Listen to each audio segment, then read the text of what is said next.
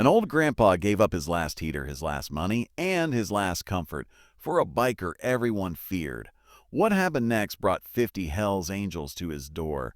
In a small American town where the road stayed quiet after sunset, there lived an old man named Walter. Walter was in his late 70s. His house was old, his walls were thin, and his pension was barely enough. He had no family left, or just memories and a heart that still believed in doing the right thing.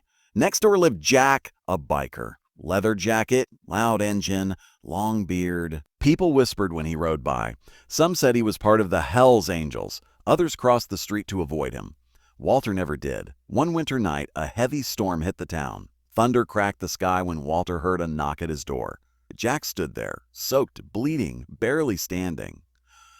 "I don't have anyone else," Jack said quietly. Walter didn't ask questions. He pulled Jack inside, wrapped him in blankets, and used his last medical supplies to stop the bleeding. That night, Walter gave up his only heater to keep Jack warm. He slept in the cold, coughing, but never complained.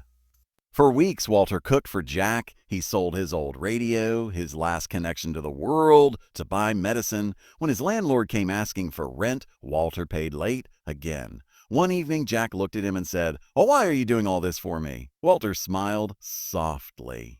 Because once a stranger saved my life. I promised myself I'd do the same." Months later, Jack recovered. One morning, Walter woke up to silence. Jack was gone. No goodbye, no note. Winter returned. Harder this time. Walter's electricity was cut off. His cupboards were empty.